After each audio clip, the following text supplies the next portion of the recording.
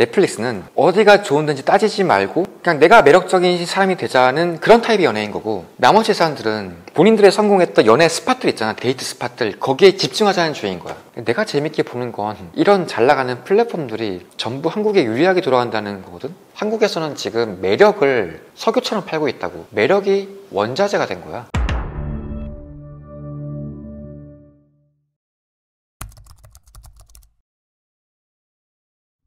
제가 생각해보니까 넷플릭스를 볼 게 없다는 사람이 저를 포함해서 되게 많아진 것 같더라고요. 막상 볼 게 없어서 고민하다가 잠드는 날들이 많은 것 같아요. 그치, 맞아.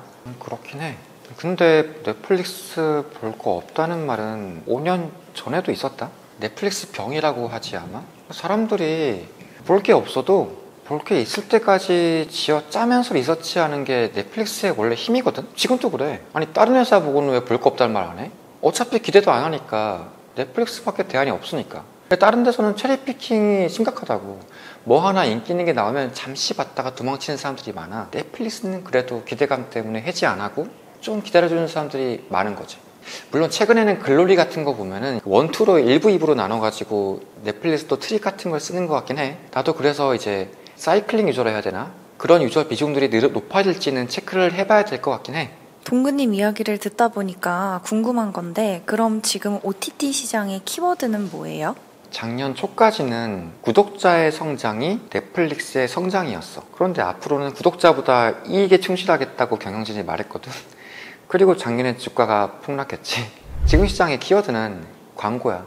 이제는 TV 광고 시장을 얼마나 어떤 속도로 뺏어올 수 있느냐의 게임으로 넘어갔어. 근데 이걸 가장 먼저 할 수 있는 애가 누구겠어? 넷플릭스밖에 없어. 경쟁력이 가장 높은 게 넷플릭스인데, 다른 애들은 넷플 형님이 어떻게 하나 보고 천천히 따라갈 생각만 하는 거지. 근데 광고란 게 뭐냐 보면은 일단은 시청시간의 싸움이거든. 유튜브로 치면 구독자가 얼마나 많냐 적냐보다 조회수가 얼마나 많이 나오는지가 중요하잖아. 시청시간 높은 구독자들이 리텐션이 높거든. 그러니까 한두 편 보고 나가는 구독자들은 크게 신경 쓸 필요가 없다는 거야. 광고는 그래서 퀄리티 있는 구독자의 싸움이야. 그럼 시청 시간을 어떻게 늘려요?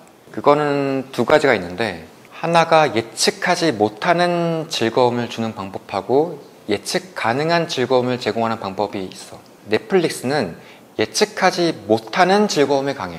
글로리랑 오징어 게임이 그런 애들이고, 이런 신입생들이 히트치는 케이스로는 넷플릭스가 초격차를 유지 중이지. 이만한 드라마 다른 데서 본 적 잘 없잖아. 그렇다고 뭐 예측 가능한 즐거움도 넷플릭스가 밀리냐? 아니거든. 그래도 그나마 디즈니나 다른 OTT들이 비벼볼 수 있는 상황이 예측 가능한 즐거움이다 싶고, 예를 들어서 마블이나 스타워즈 드라마 같은 거 봐봐.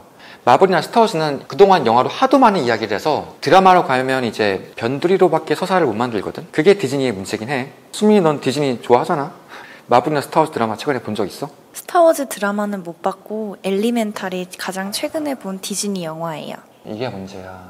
보는 사람이 없어요. 스타워즈가 우여곡절이 굉장히 길었지만 아직도 수많은 드라마가 나오고 있거든. 그러니까 최근엔 안도르라는 드라마가 나왔거든.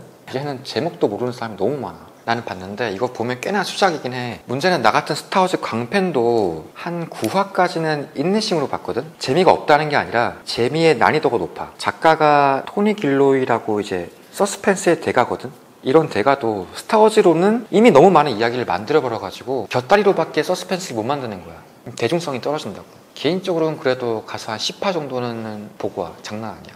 그러니까 단독으로 봐도 10화는 단편 영화로도 굉장히 훌륭해. 뭐 이런 게 디즈니의 예측 가능한 즐거움이고, 근데 뭐 마블 드라마가 내절치고 있는 거는 굳이 설명할 필요 없잖아. 이번에 영화도 가옥의 3 나도 봤는데 너무 잘 뽑혔더라고. 난 마블이 굿바이 인사하는 줄 알았잖아. 가옥이 너무 잘 뽑혀서 더 이상 가오길이 퇴장한 이후의 마블은 기대가 되지 않을 정도더라고. 디즈니의 뿌리라고 할 수 있는 기둥들이 원래 마블하고 스타워즈야. 이 두 개의 기둥이 ROI가 급격히 떨어지는 시점에 온 거야. 그럼에도 디즈니가 마블과 스타워즈에 투자를 해야 될까? 네, 해야 될 것 같아요. 왜? 디즈니랜드 가보니까 그 어트랙션들이 줄이 가장 길었던 것 같아요. 맞아. 그러니까 디즈니랜드에 돈을 미친 듯이 박아놨고 앞으로도 박을 거거든. 그게 원래는 디즈니가 반세기 전부터 타사 IP를 사오기 시작한 게 디즈니랜드 때문이야. 놀이기구에 써먹을 IP가 부족해서였거든. 그래서 첫 번째로 사온 IP가 스타워즈였어. 조지 루카스가 디즈니에다가 자기 회사를 팔았거든. 스타워즈 전체를. 인수한 이후에도 마찬가지였어. 스타워즈 영화를 만들기 전에 디즈니는 스타워즈 놀이기구 먼저 만들려고 했거든. 쉽게 말해 디즈니는 영화를 음악으로 비교하자면 앨범 같은 거라고 생각하고 디즈니랜드가 라이브 콘서트인 거야. 그렇게 스타워즈 놀이기구에 조단위 돈을 박았다고. 이게 인기 없으면 또 문제인데 실제로 엄청난 인기고, 그 인기를 유지하려면 IP를 계속 신상으로 유지해야 돼. 그리고 하나 더 하자면 한 1년 동안 이제 또 거시경제가 비용격 절감의 시대를 겪었잖아. 이거는 뭐 컨텐츠뿐만 아니라 산업 공통이지. 그러다 보니까 OTT 시장도 보수적인 프랜차이즈 투자가 그래도 남는 장사라는 걸 인식한 거야. 이걸 먼저 시도한 회사 중에 경쟁사가 이제 워너브라더스가 있거든. 거기서 최근에 콘텐츠 축소를 발표했었어. 그리고 흑자가 난 거야. 이 라스트 오브 어스라고 드라마 하나가 운 좋게 터져버린 덕이라는 생각하는데, 그동안 지금까지 흑자를 낸 곳이 넷플릭스 하나였거든. 워너브라더스가 이런 식으로 흑자를 내니까 너도 나도 이 모델을 따라가기 시작해야 되는 거지. 이게 전쟁 중에도 원래 누가 하나가 군비 축소를 해서 이득을 보게 되면 이게 게임 이론상 너도 나도 축소를 해야 되거든. 그럼 디즈니도 그렇고 모든 회사들이 앞으로는 예측 가능한 즐거움, 기존의 슈퍼 IP에 의존한 투자에 집중하게 되는 거지. 물론 디즈니의 밥 아이거 대표도 마블 시리즈 출시 주기는 좀 늘린다고 했어요. 디즈니도 지금의 마블이 내절이란 것 정도는 아는 거야. 그렇다고 다른 IP 개발하겠다는 말은 아니야. 우리 또 울트라 킹갓 엠퍼 디즈니잖아. 슈퍼 IP가 많다고. 굳이 마블에 집착하지 않아도 된다. 밥 아이거는 그렇게 호언장담했지. 그리고 보여준 첫 IP가 뭐였을까? 설마 인어공주?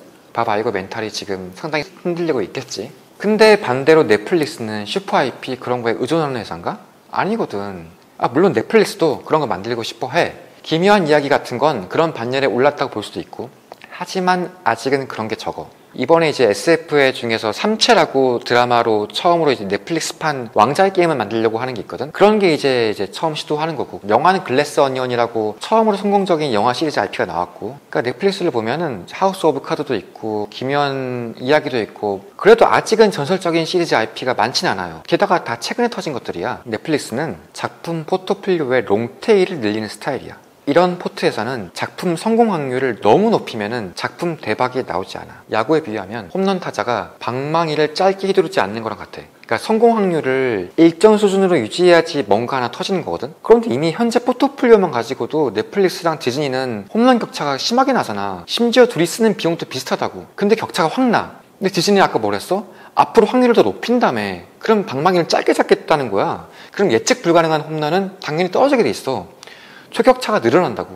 그럼 앞으로는 뭐 볼지 마음속에 정하고 갈 때는 그런 시청에서는 넷플릭스, 디즈니, 워너, 파라마운트 뭐 경쟁하겠지. 근데 뭐가 재밌는지 모르고 그냥 앱에 들어갈 때 있잖아. 그럴 때는 넷플릭스 들어가는 게 그냥 국룰이 돼버린다는 거야. 디스커버리 쇼핑은 독점하는 거지. 데이트로 비교하면 넷플릭스는 어디가 좋은 데인지 따지지 말고 그냥 내가 매력적인 사람이 되자는 그런 타입의 연예인 거고, 나머지 사람들은 본인들의 성공했던 연애 스팟들 있잖아. 데이트 스팟들. 거기에 집중하자는 주의인 거야. 다시 말하지만 디즈니는 어차피 보유하고 있는 슈퍼 IP의 힘을 실어야 돼. 이거는 타율을 높이는 방식의 투자거든. 넷플릭스에겐 땡큐지. 사람들이 이 시장에 대해 정말 많은 걸 이야기하고 수치화하지만은 본질은 콘텐츠야. 나는 어떤 면에선 넷플릭스가 이미 독점에 가까운 위치를 점했다고 생각해. 아니 글로리나 오징어 게임 같은 롱테일의 슈퍼히트는 지금까지도 이미 넷플릭스에서만 주로 나왔다고. 근데 앞으로는 그 격차가 점점 더 벌어질 거야. 그럼 넷플릭스는 시청 시간을 계속 더 압도하겠지? 그럼 콘텐츠 충성도가 높은 구독자, 퀄리티 있는 구독자를 계속 더 잡을 거고, 그러면 당분간 광고 산업에서 넷플릭스가 실패하더라도 뭐 어때? 다른 것은 더 노답이라고. 이게 우리나라에서 유독 자국산 오리지널 경쟁력이 강해서 실감이 안 날 뿐이지, 많은 나라들이 이미 미국 OTT의 주도권을 다 뺏겼어. 넷플릭스가 지금 가장 세게 밀어주는 나라가 어딘 줄 알아? 우리나라 드라마들하고 일본 애니메이션이야. 이 둘이 투자 대비 경쟁력이 가장 잘 뽑히는 애들이라 보는 거지. 구독자도 아시아 구독자가 늘어나야 되는 시점이니까 주인공들도 대부분 요즘에 아시안 주인공들이 많이 등장하잖아. 대표적인 게 비프 같은 드라마가 있고, 스티븐 연이 이번에 나무주연상 후보 올랐지. 그럼 넷플릭스는 다른 경쟁자가 없는 거네요? 다른 경쟁자, 유튜브, 구글을 볼까? 유튜브 보면은 최근에 디지털 광고 수익성이 좀 안 좋아져가지고 TV 광고로 좀 넘어온 중이긴 했어. 그래서 NFL 같은 걸 사고 그랬거든. 하지만 영화나 드라마는 못 건드리지. 제작 역량이 안 된다는 걸 이미 몇 년 전에 확인했거든. 거기도 지금은 예측 가능한 즐거움에 집중해야 돼. 또 이제 애플은 애플 만든 작품들 보면 하나같이 애플 DNA가 묻어있어서 개인적으로 신기하긴 하거든. 뭔가 웰메이드스러운 감성이 집착해. 그런데 걔들은 구독자 증가시키는 데 관심이 있는지 사실 잘 모르겠어. 여기는 뭔가 애플의 S급 부서가 아니라는 생각이 많이 들어. 진정한 적이 하나 있다면 아마존이 있어. 아마존은 제프 베조스가 CEO 물러나기 전부터 그리고 물러나고 나서도 열정적으로 여기에 집중하거든. 그 아마존 언바운드라는 책을 보면 어떻게 하면 컨텐츠를 숫자로 관리할 수 있는가에 닥달하는 장면들이 많이 나와. 근데 그거 하다가 잘 안 돼가지고 우리도 이제 왕자의 게임 같은 거 한번 만들어보자 화끈하게 해가지고 이제 반지의 제왕을 샀잖아. 그거 사서 도전했는데 그때 이제 베조스 아들이 그랬지. 아빠가 반지의 제왕을 망치면은 평생 이거 망친 사람으로 기록될 텐데 괜찮냐고. 근데 말이 씨가 됐지. 월가의 컨셉은 이제 넷플릭스가 단단해졌고 수익성이 생겼다는 데까지는 동의하는 것 같아. 근데 컨텐츠 경쟁에 대해서는 여전히 의문을 가지고 있어. 나는 이 오해가 풀릴 때까지는 투자할 것 같아. 대체 어딜 봐서 이 시장이 경쟁이지? 물론 그래도 많이 매수는 안 했어. 그러니까 이제 넷플릭스는 예전만큼 구독자를 모으면서 꿈을 파는 회사는 아니야. 회사 전체로는 예측 가능성이 높아지고 있는 중인 거지. 광고 얘기를 하고 기성에 있는 미디어랑 비슷해져 가는 거야. 버크셔 해서웨이 투자 기준으로 보면 워렌 버핏은 투자 안 할 것 같은데 그의 후계자인 토드라면은 투자할 법한 정도의 회사는 돼가는 것 같아. 버핏도 콘텐츠 회사에 투자한 적이 있어요? 버핏도 디즈니에 한 2번 정도 들어갔을걸? 2번째는 보통 잘 알려져 있는데 사실 첫 번째가 인상적이지. 젊은 시절의 투자거든. 버핏이 원래 처음에 담배꽁초 투자를 하다가 언젠가부터 회사 퀄리티를 보고 투자했다고 말을 하잖아. 근데 그 분기점으로 보통 시즈캔디라는 회사를 많이 강조해. 근데 시즈캔디 이전에 아멕스 투자가 케이스가 더 중요했고 아멕스 이전에 이미 디즈니 투자에서 퀄리티 투자가 있었어. 심지어 월드 디즈니 세상 떠나기 반년 전에 한 투자거든. 이게 버핏 같은 투자 거장들은 컨텐츠 투자에 일단은 보수적이야. 기존 IP를 활용한다는 관점에서 투자하는 거지 IP의 경쟁력에 대해서 가치평가를 잘 하려들지 않더라고. 당시 디즈니가 가치가 놀이기구 몇 개 정도로밖에 밸류가 안 됐을 거야. 회사 가치가 덤핑 할인되고 있었거든. 그리고 메리 포핀스라는 영화가 개봉될 때였고 그게 디즈니 역사를 완전히 바꾼 초대형 IP였거든. 그러니까 지금 있는 IP들로만 계속 반복 시청시켜도 지금보다 훨씬 높은 가치를 가진다고 당시에 버핏은 계산했던 것 같아. 그래 놓고도 1년도 안 돼서 주식을 매도했어. 내 추측으로는 아마도 그러니까 그 당시에 로이 디즈니라고 월트 디즈니 형이 있는데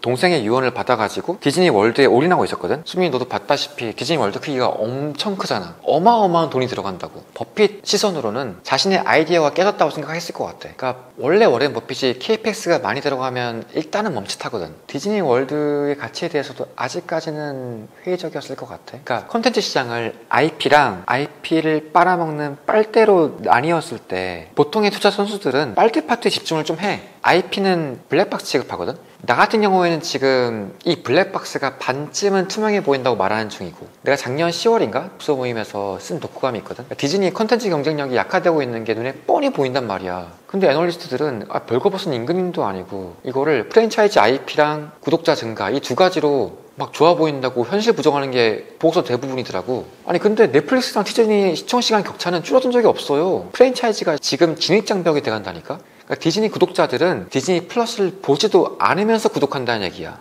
이거 무슨 스톡홀름 신드롬이잖아. 근데 반대로 당시 사람들은 넷플릭스에 대해서 비판을 더 많이 했던 것 같아. 뭐 수익화 작업이 느리다더니 굿즈라도 좀 팔아야 된다더니 한국이라면 뭐 되게 빨리 움직였을 텐데 미국 기업이라 느리다. 근데 뭐 회사 내부에서 이런 고민을 과연 안 했을까? 개인적으로 이런 질문을 던져보는 게 필요한 것 같아. 넷플릭스에 대한 이야기는 시중에 찾아보면 많이 나와 있잖아. 뭐 규칙 없음이라는 책도 있고. 그런데 보면은 여기만큼 바텀업으로 모든 아이디어를 효율적으로 굴리는 조직이 드물거든. 이게 결국은 큰 그림으로 보면 영화든 음악이든 스트리밍 시대로 변해온 거야. 스트리밍 시대는 하나로 요약하자면 가격이 떨어진다는 말이야. 한 편당 한 곡당 가격이 떨어질 때 서구에서는 넷플릭스랑 스포티파이를 만들었고 우리는 방탄이랑 오징어 게임을 만들었잖아. 수익 모델을 고민하는 태도 자체가 다른 거라 보면 될 것 같아. 내가 재밌게 보는 건 이런 잘 나가는 플랫폼들이 전부 한국에 유리하게 돌아간다는 거거든. 넷플릭스가 미국에서 자막 영화에 부담을 덜어준 덕분에 봉준호가 아카데미 시장을 만든 거라 나는 개인적으로 생각해. 오징어 게임도 넷플릭스 오리지널이잖아. 아이돌도 그래. 유튜브 없이 방탄이 가능했을까?